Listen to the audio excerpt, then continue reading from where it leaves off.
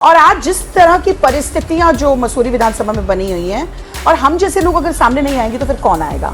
आज इतनी विषम परिस्थितियां हो चुकी हैं वहां पर, मसूरी का जो आज हालत पहुंचाई गई है, बिल्कुल खुल के बोलती हूं कि हमारे शक्तिमान जी ने उसको बहुत वर्स्ट कंडीशन में पहुंचा दिया।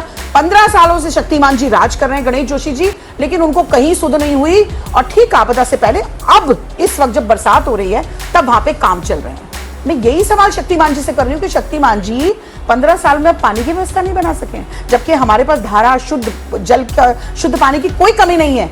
वाई? ये क्वेश्चन है भाई, मेरे सवालों के जवाब देने पड़ेंगे उनको सामने आके। अब सड़कें खत्म हो चुकी हैं, बोर्ड लग जाते हैं बड़े बड़े, 18 लाख की योजना, 1 करोड़ की योजना, 1.25 करोड़ की योजना। अरे भाई, योजना धरातल में कहाँ है? बोर्ड लगाने से आपके लोगों को आप प्रोजेक्ट्स दे देते हैं, आप उस योजना का लाभ बिल्कुल डायरेक्टली अपने लोगों को पहुंचा रहे हैं, जो बीजेपी के आपके मुख्य लोग हैं। मसूरी विधानसभा इस वक्त की हॉट सीट बनी हुई है। कारण यह है क्योंकि लगातार वहां से गणेश जोशी विधायक हैं और सरकार में कैबिनेट मंत्री हैं, लेकिन उनके विरोध में इतनी चीजें सामने आ रही हैं, चाहे फिर वो भाजपा संगठन के भीतर की बात हो या फिर विपक्षी दलों की बात हो, सभी एकजुट होकर मुखरता से कई ऐसे मामले सार्वजनिक करने का काम कर रहे हैं जो चुनावी चर्चा से पहले ही चर्चा में आ चुके हैं। और इस वक्त सोनिया आनंद रावत जी हमारे साथ मौजूद हैं। लगातार कांग्रेस की नेत्री हैं, तैयारी मसूरी से कर रही हैं, लगातार जनता के बीच में हैं। सोनिया जी, किस तरह का फीडबैक कहें सीधे तौर पर जनता से आपको मिल रहा है, क्योंकि आप एक्टिव तो पहले से थी लेकिन अब खुलकर आप मैदान में उतरी हैं, क्या स्थितियाँ देख रही हैं मसूरी की? आपको मैं सादर प्रणाम करती हूँ, आपकी जितने भी लोग हैं। और देखिए, मैं आज मसूरी में आज से काम नहीं कर रही, मुझे तकरीबन 12-13 साल हो गए वहाँ पे वर्किंग हूँ मैं। और मसूरी ही क्यों, मैं पूरे प्रदेश में, मैं चाहे लुधियाना की बात करो, जालंधर की बात करो, मैं सोशल काम बहुत ज़्यादा किए हैं। और इससे पहले मैं सारेगामा पर फेम रही हूँ, तो लोगों से मेरा परिचय कोई नया नहीं है, पहली बात ये। और दूसरी बात ये कि सोशल गूंज के नाम से मैं एक संस्था चलाती थी, उसके माध्यम से जब कोरोना काल था तब मैंने मसूरी विधानसभा में लोगों की सेवा की है और मन से की है। ये कोई कहने वाली बात भी नहीं, मैं बोलती भी नहीं हूँ किसी को, लेकिन हाँ, मैं पब्लिक के बीच में हूँ। आज से नहीं, बचपन से लेके आज तक जितनी मेरी उम्र हो गई है, मैं लोगों के बीच में ही पली बड़ी हूँ, जनता के बीच में ही रही हूँ। और आज जिस तरह की परिस्थितियां जो मसूरी विधानसभा में बनी हुई हैं और हम जैसे लोग अगर सामने नहीं आएंगे तो फिर कौन आएगा। आज इतनी विषम परिस्थितियां हो चुकी हैं वहां पर कि विषम परिस्थितियों में अगर हम आज कहें कि अंग्रेजों के समय से मसूरी का एक नाम रहा है, आज भी जब हम कहीं आउट ऑफ कंट्री जाते हैं, थाईलैंड गए, जर्मनी गए, तो लोग मसूरी को जानते हैं कि मसूरी कोई जगह है जिसको कि अंग्रेजों ने बसाया था। लेकिन आज आप अगर उस मसूरी को देखते हो तो मसूरी खत्म होने की कगार पे है। क्यों, कैसे और कहां, इसके बहुत सारे कारण। अगर हम चर्चा करेंगे तो चर्चा शाम तक भी खत्म नहीं होगी। लेकिन मैं इतना जरूर कहना चाहूंगी कि मसूरी का जो आज हालत पहुंचाई गई है, बिल्कुल खुल के बोलती हूं कि हमारे शक्तिमान जी ने उसको बहुत वर्स्ट कंडीशन में पहुंचा दिया। 15 सालों से शक्तिमान जी राज कर रहे हैं, गणेश जोशी जी, लेकिन उनको कहीं सुध नहीं हुई। और ठीक आपदा से पहले अब इस वक्त जब बरसात हो रही है तब वहां पे काम चल रहे हैं। आप उन पे आरोप लगा रहे हैं कि कोई काम नहीं हुआ, वर्स्ट कंडीशन में मसूरी पहुंचे, लेकिन उनकी तरफ से तो सबसे ज्यादा विकास कार्यों का दावा है कि मसूरी विधानसभा में हुए हैं। चोर कभी कहता है कि मैंने चोरी की है? आपको लगता है ऐसा? कभी कोई चोर नहीं कहता। और मैं खुल के बात कहना चाहूंगी कि गणेश जोशी जी, शक्तिमान जी को मेरे सामने बिठाइए। मैं हर मीडिया वाले को बोल रही हूं ये बात, मेरे से चर्चा कराइए उनको, मैं उनको बताऊंगी। आज भी हमारे गांव के लोग जो 20 किलोमीटर के गांव हैं, वहां पर आज भी लोग गंदा पानी पी रहे हैं। शक्तिमान जी को बताइए ये बात, आपके चैनल के माध्यम से, अगर वो मेरा इंटरव्यू देखेंगे तो वो समझेंगे। आज कांडली में, बिलासपुर कांडली में, आज घंगोड़ा में साइड में जितने भी आपके गांव हैं छोटे, सब गंदा पानी पी रहे हैं। और मेरे को डेली के कॉल से कि मैडम हमारे साथ चलो। अभी भी मैं डीके सिंह जी के पास कुछ दिनों पहले गई थी, उन्होंने वहां पर, उनको धन्यवाद भी दूंगी कि उन्होंने व्यवस्था बनाई है और थोड़ा सा काम करने का भी उन्होंने प्लानिंग करी, थोड़ा सा हुआ है काम। लेकिन मैं यही सवाल तो कर रही हूँ, मैं यही सवाल शक्तिमान जी से कर रही हूँ कि शक्तिमान जी 15 साल में पानी की व्यवस्था नहीं बना सके, जबकि हमारे पास धारा शुद्ध जल शुद्ध पानी की कोई कमी नहीं है। वाई? ये क्वेश्चन है भाई, मेरे सवालों के जवाब देने पड़ेंगे उनको सामने आके। चुप रहने से काम नहीं चलेगा। ये एक मैं पार्टी को अगर अलग रखते हुए बात करती हूँ तो मैं एक सोशल एक्टिविस्ट हूँ, और सोशल एक्टिविस्ट के नाते मैं उनसे सवाल कर रही हूँ कि मेरे सवालों के जवाब दो कि आपने ऐसी स्थिति क्यों की है। मैं खुल करके उनसे सवाल करती हूँ हर चीज के बारे में। आप सड़कों की हालत देखिए, आप सड़कें खत्म हो चुकी हैं, बोर्ड लग जाते हैं बड़े बड़े, 18 लाख की योजना, 1 करोड़ की योजना, 1.25 करोड़ की योजना। अरे भाई, योजना धरातल में कहाँ है? बोर्ड लगाने से आपके लोगों को आप प्रोजेक्ट्स दे देते हैं, आप उस योजना का लाभ बिल्कुल डायरेक्टली अपने लोगों को पहुंचा रहे हैं, जो बीजेपी के आपके मुख्य लोग हैं, जो चुनाव में आपके झंडे डंडे उठाते हैं, आपके नारे लगाते हैं। अरे भाई, आम जनता को दीजिए ना, आम जनता को, जो क्षेत्र की जनता, उसको जिम्मेदारी तो देखिए, अगर एक क्षेत्र की जनता को आप जिम्मेदारी देते हैं एक सड़क की, तो निश्चित रूप से वो अपनी सड़क को बहुत मन से बनाएंगे। उनको पता है कि हमने रहना है यहाँ। बंदरबाट हो रही है वहाँ पे योजनाओं की। बंदरबाट कहने की कोई बात ही नहीं है। बंदर तो बेचारा पता नहीं कहाँ चला गया, बाट ही बाट हो गई बस। अब तो बंदरबाट पूरा मतलब, जो मैं तो पूछती हूँ कि 1300 करोड़ रुपए का आपको लाभ मिला था, अभी कहाँ है 1300 करोड़ रुपया? शक्तिमान जी से सीधे सीधे सवाल है, सीधे सीधे मेरी बातों के जवाब दें। मैं ऐसे ही बोलती रहूंगी जब तक मेरी बातों के जवाब नहीं देंगे। आमने सामने बैठ करके मेरी बातों के जवाब दें। कहाँ है हमारी पंपिंग योजना? फेलियर। कहाँ है हमारा जॉर्ज एवरेस्ट? फेलियर। आप बताइए ना, कहाँ पे क्या किया उन्होंने मसूरी के लिए? एक ढंग का हॉस्पिटल नहीं दे पाते हैं आप। एक ढंग का आपने कोई यूनिवर्सिटी लेके आए 15 सालों में? मैं 5 साल में यूनिवर्सिटी और हॉस्पिटल बनाने की एक वो सोचती हूँ कि मुझे जिस सरकार, कोई भी सरकार है, बनाने की हिम्मत रखती हूँ मैं। मुझे पता है कैसे बनवाना है। क्यों नहीं बनाया आपने? गिना रहे हो, लेकिन गणेश जोशी जी से जब भी बात होती है वो तो ये दावा करते हैं कि 15 साल से मैं लगातार काम कर रहा हूँ, इसी का रिटर्न है कि जनता मुझे चुनाव में जिता रही है। अन्यथा अगर काम नहीं करते तो कैसे जनता मुझे वोट देगी? वो हमको पता है जनता कैसे जिता रही है। ये कोई SIR का है, प्लस आपने जो लोगों को बेवकूफ बना रखा है। महिलाओं के माध्यम से, आपके चैनल के माध्यम से एक बात और अभी आज खोलना चाहती हूँ, अभी खोलना नहीं चाह रही थी मैं। इन्होंने महिलाओं के समूह बनाए हैं, जबकि वो सरकारी समूह है। मैं आज महिलाओं को जोड़ चुकी हूँ, बहुत अच्छी महिलाओं की मेरे पास बहुत अच्छी महिलाएं जुड़ी है मेरे साथ। आप महिलाओं के समूह बनवा रहे हैं, आप कहते हैं बीजेपी बना रही है। क्या बीजेपी बना रही है? आप सरकारी व्यक्ति को लेके जाते हैं वहां पर, आप कहते हैं महिलाओं के समूह बनाओ, उसके बाद आप उनपे बिल्कुल आप कहते हैं मेरा कार्यक्रम है, ऑरेंज कलर की साड़ियां पहन के आप मेरे कार्यक्रम में आ जाओ। क्या बेवकूफ बना रखा अपने जनता को, सिर्फ भीड़ दिखाने के लिए? कहीं धामी जी का कार्यक्रम है तो पूरी की पूरी महिलाएं बसें भेज दी जा रही हैं, वो सारी महिलाओं को भर के बुला रहे हैं। बेवकूफ टोटली बाप। आप ढोलक और चिमटे बांट करके क्या दिखाना चाहते हैं? आपने तो चंदा चोरी कर लिया। आप ये कहते हैं कि हम ढोलक और चिमटे दे रहे हैं। अबे आप तो पूरी जनता का चंदा चोरी कर गए। हम लोगों का पैसा आपने खा लिया और आप किस बात की बात कर रहे हैं? आप बताइए ना। मैं तो रोज बोलती हूँ ये बात, मैं तो रोज कहना चाहती हूँ। आप पूरे संबोधन में शक्तिमान का प्रयोग कर रहे हैं। विधायक है, वो सीनियर मंत्री हैं। शक्तिमान तो पुराना मामला हो गया, फिर अभी भी इन चीजों को देखिए। शक्तिमान को नेगेटिव क्यों ले रहे हैं आप? शक्तिमान का मतलब जानते हैं? शक्तिमान होता है शक्तिशाली। भाई जिन्होंने घोड़े को लताड़ दिया, मैं तो उनको बड़े प्यार से बोलती हूँ शक्तिमान, और हमेशा कहती रहूंगी हमारे शक्तिमान मंत्री जी हैं वो। और ये कोई नेगेटिव थोड़ा ना आपको लगता है कि मैं नेगेटिव तरीके से बोलती हूँ? बिल्कुल नहीं बोलती हूँ। शक्तिमान मतलब शक्तिशाली।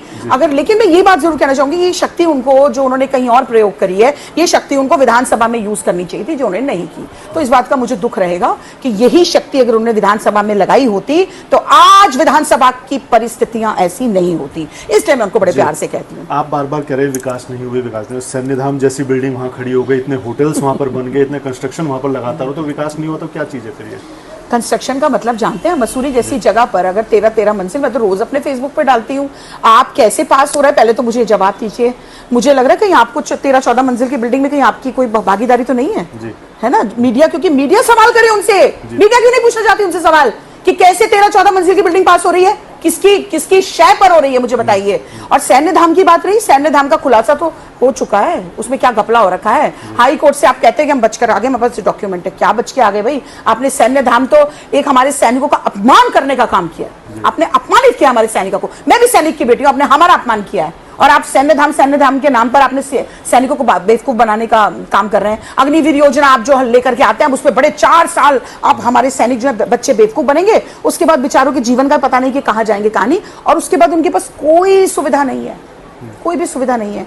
देखिए पूरी तरीके से आज तो LIC भी बिक गई, सुबह सुबह पता चला, पूरा देश बेच दिया, पूरा राम मंदिर का पैसा खा लिया। आप कैसी मीडिया है? आप बोलिए इस बात को, आप पूछिए उनसे इस सवाल। मैं तो मीडिया को बोलती हूँ कि मीडिया जैसे चुप बैठी हुई है। मीडिया को सवाल करना चाहिए पूरा खुल करके। मीडिया को पूछना चाहिए कि बताइए चंदा चोरी कैसे हुआ, बताइए कि हॉस्पिटल क्यों नहीं बना, बताइए कि आज हमारे लोग गंदा पानी क्यों पी रहे हैं। मीडिया को सवाल करने चाहिए। मीडिया ने जब उनसे सवाल किया सैन्य धाम को लेकर, तो उनका कहना सितंबर में इसे हर हाल में इनॉग्रेट करेंगे, जनता को समर्पित करेंगे। कैसा इनॉग्रेशन? अभी तो NOC नहीं है, अभी तो NOC ही नहीं है शक्तिमान जी के पास। जो जंगल के पेड़ काट दिए, पहले तो पेड़ काटने का जवाब दो, फिर उसके बाद आप इलीगल तरीके से वहां पे कंस्ट्रक्शन कराते हैं, फिर आप अपने लोगों को जो है उसका प्रोजेक्ट देते हैं कि अपने लोगों ने बना दिया जी, सैन्य धाम खड़ा कर दिया। What is this? क्या हो रहा है ये इस प्रदेश में?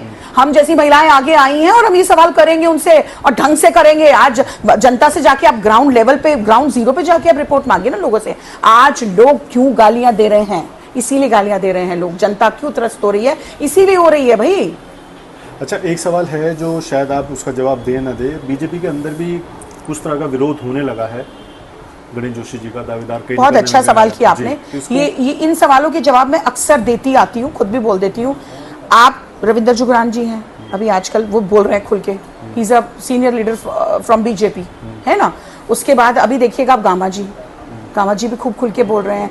इन्हीं की पार्टी के लोग आज मुझसे कनेक्टेड हैं कि मैडम इस मुद्दे को उठाइए, मैडम इस मुद्दे को उठाइए, ये ऐसा हो गया यहाँ पर, यहाँ जमीनें बिक गई हैं, आपने ग्राम समाज की जमीनें बेच दी, अब आपके नीचे सिकंदर, धुरंधर, जितेंद्र, पता नहीं कौन कौन आपने पाल रखे हैं और आप उनके थ्रू हैं खूब जमीनों की खरीद फरोख्त कर रहे हैं। अरे भाई सोनिया आनंद ने थोड़ा जमीनें खरीदी हैं, सोनिया आनंद ने थोड़ा कोई इलीगल काम किया है, सोनिया आनंद तो पूरे खुल के सवाल करेगी। आप बताइए सोनिया आनंद ने कभी कोई क्राइम किया हो, किसी का पैसा खाया हो, बताइए मुझे। हम तो ईमानदारी से काम कर रहे हैं, आज भी काम करेंगे, आगे भी काम करेंगे जनता के लिए, लेकिन सवाल तो हम आपसे कर रहे हैं क्योंकि आप जनता के सेवक बने घूम रहे हैं। तो उस सेवा में आपने जो अपनी पूरी मुख्य सेवा कर दी, 200 बीघा में अभी आपका रिजॉर्ट बन रहा है, 200 बीघा में रिजॉर्ट बन रहा है, मसूरी में आपके होटल्स बन रहे हैं, कहां से आई आपके पास? और भ्रष्टाचार का मुकदमा आपके ऊपर पड़ा हुआ है, आप उसमें आपकी तारीख, हमारे छेत्री जी ने जो है अभी तारीख लगी हुई है, हमारे छेत्री जी ने, पंकज छेत्री जी ने उसकी लड़ाई लड़ी है। मैं तो उनको साधुवाद देती हूँ, मैं उनको हमेशा बोलती थी कि आप इसके लिए करिए और उन्होंने देखो इस चीज का वो निभाया। अच्छा आनंद जी, एक सवाल चलते चलते आपसे पूछना चाहूँगा, चुनाव किस ओर जा रहा है मसूरी विधानसभा का? खाली मसूरी ही विधानसभा क्यों, पूरे प्रदेश में, पूरे देश में अब जो है बीजेपी से लोग, बीजेपी से मुक्ति चाहते हैं। लोग कह रहे हैं कि बीजेपी से हमें मुक्ति दिलाओ, और ये होने वाला है कि जिन्होंने धर्म के नाम की हफीम लोगों को चटाई, आज जनता जाग चुकी है। लोग अब धर्म के नाम की हफीम नहीं खाना चाह रहे हैं।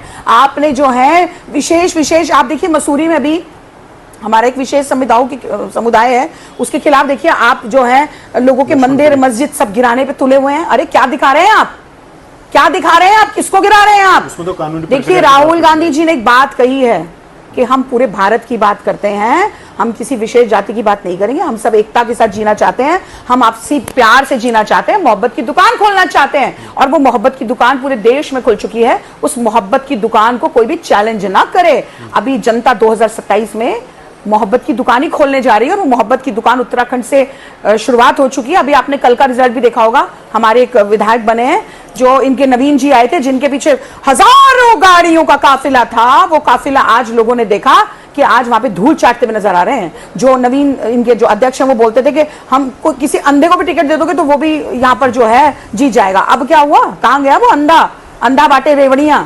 तो वो अब नहीं चलने वाला है। जनता जाग चुकी है, जनता को पता है कौन क्या कर रहा है। आपने पूरा देश बेच दिया, आपने पूरी सब प्रॉपर्टीज यहाँ की बेच दी, आपने मेन प्रोजेक्ट्स बेच दिए। We all are educated people, we all are educated womens. और आने वाला 50% जो है आधी आबादी महिलाओं की है। महिलाएं बिल्कुल जाग चुकी है, महिलाएं ही इनसे सवाल करेंगी आने वाले समय में। और मैं फिर जाते जाते आपके चैनल के माध्यम से जरूर कहना चाहूंगी कि सच की आवाज बनिए और इनसे सवाल करिए। मीडिया को, मैं पूरी मीडिया को, गोदी मीडिया ना बने मीडिया इनसे आमने सामने सवाल करे, क्योंकि मीडिया के बहुत सारे लोग ऐसे हैं जो वाकई आज मैं जिनको सैल्यूट करती हूं कि मीडिया ने इनसे सवाल करने का काम किया है। आप जैसे मीडिया बंधुओं से भी यही अनुरोध करूंगी कि सवाल करे कि हमारा देश क्यों बिका, चंदा चोरी क्यों हुआ। बहुत बहुत धन्यवाद देती हूँ, thank you so much. Sonia Anand Rawat Congress की वरिष्ठ नेत्री हैं और लगातार सक्रिय रहती हैं, और पिछले काफी दिनों से मसूरी विधानसभा क्षेत्र में लगातार जनता के बीच जा रही हैं।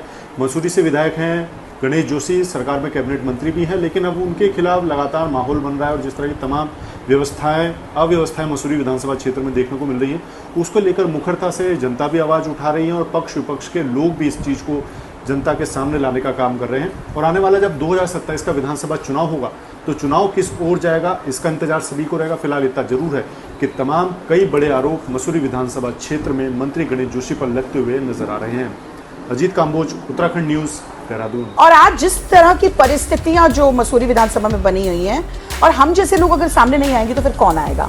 आज इतनी विषम परिस्थितियां हो चुकी हैं वहां पर। मसूरी का जो आज हालत पहुंचाई गई है, बिल्कुल खुल के बोलती हूँ कि हमारे शक्तिमान जी ने उसको बहुत वर्स्ट कंडीशन में पहुंचा दिया। 15 सालों से शक्तिमान जी राज कर रहे हैं, गणेश जोशी जी, लेकिन उनको कहीं सुध नहीं हुई। और ठीक आपदा से पहले अब इस वक्त जब बरसात हो रही है तब वहां पे काम चल रहे हैं। मैं यही सवाल शक्तिमान जी से कर रही हूँ कि शक्तिमान जी 15 साल में पानी की व्यवस्था नहीं बना सके, जबकि हमारे पास धारा, शुद्ध जल, शुद्ध पानी की कोई कमी नहीं है। वाई? ये क्वेश्चन है भाई, मेरे सवालों के जवाब देने पड़ेंगे उनको सामने आके। अब सड़कें खत्म हो चुकी हैं, बोर्ड लग जाते हैं बड़े बड़े, 18 लाख की योजना, 1 करोड़ की योजना, 1.25 करोड़ की योजना। अरे भाई योजना धरातल में कहाँ है? बोर्ड लगाने से आपके लोगों को आप प्रोजेक्ट्स दे देते हैं, आप उस योजना का लाभ बिल्कुल डायरेक्टली अपने लोगों को पहुंचा रहे हैं, जो बीजेपी के आपके मुख्य लोग हैं।